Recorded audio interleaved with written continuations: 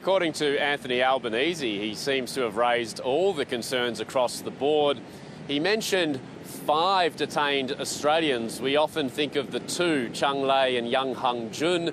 Those 2 are sitting in Beijing, locked up on vague national security charges. But Anthony Albanese was keen to mention there are another 3 detained Australians who have actually been convicted and sentenced to death in China. We publicly only know of one of them, Calm Gillespie. He was convicted of drug smuggling crimes a few years ago.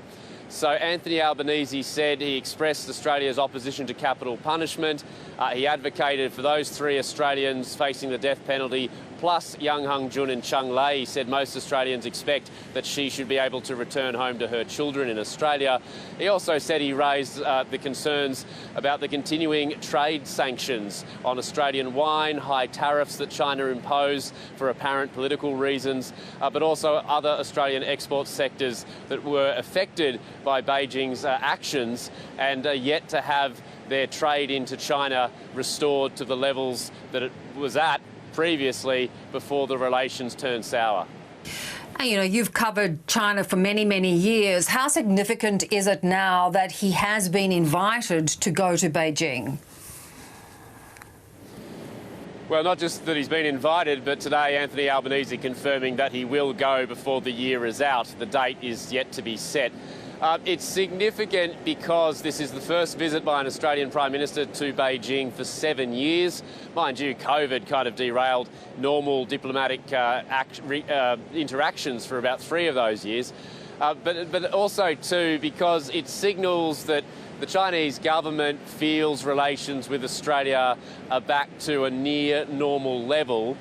And Australia obviously feels that is somewhat the case. But as Anthony Albanese has made clear on many occasions, the relationship is not like it was, you know, going back 10 years. He always repeats that mantra. We'll engage with China, we'll work on issues of mutual interest, but we'll disagree where we must. And he repeated that again today, saying that the way Australia approaches this relationship, Australia's national interest is always front and centre. Yeah. He's now going to be heading off to the Philippines, where really he is going to, you know, challenge China and their aggressiveness against the Philippines with, you know, really trying to improve the relationship with the Philippines.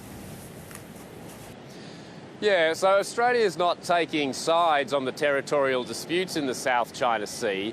What Australia is intending to do is to affirm its commitment to international law and to peaceful negotiations to resolve disputes in the South China Sea.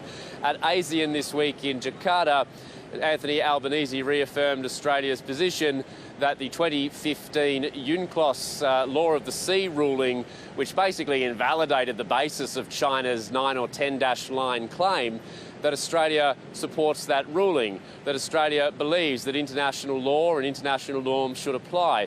Now, the Philippines, of course, are very desperate for any international support on this issue because in recent weeks, yet again, Filipino boats have been on the receiving end of water cannon from Chinese Coast Guard ships. So it's not as though Australia is going to be taking sides on, you know, who owns what disputed islands, but rather we expect there may be an announcement on joint naval patrols with the Philippines. Even if there isn't, there have already been officials from the Philippines saying that Australia in principle has agreed to do this, and the reason Australia is doing it is to try and affirm that international law should be the way those disputes in the South China Sea are resolved. Yeah.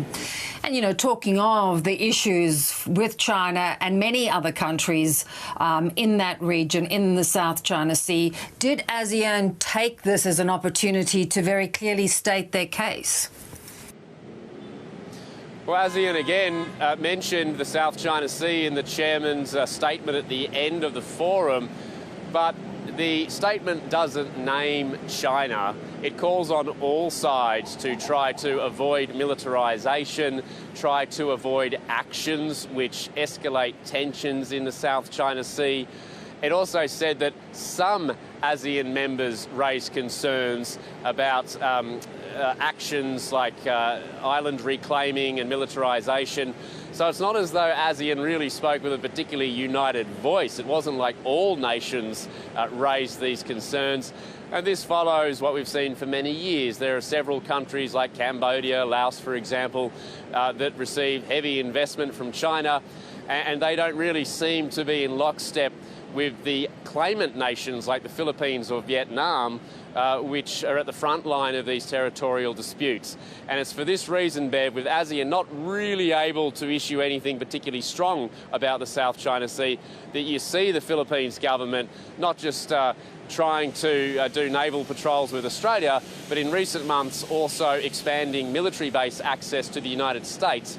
Clearly, the Philippines is a nation that feels that ASEAN, or a so-called code of conduct, which is still under negotiation, is not really going to help their cause when it comes to protecting what they claim is theirs. Yeah, countries will have to look elsewhere. Good to talk, Bill. Thanks so much.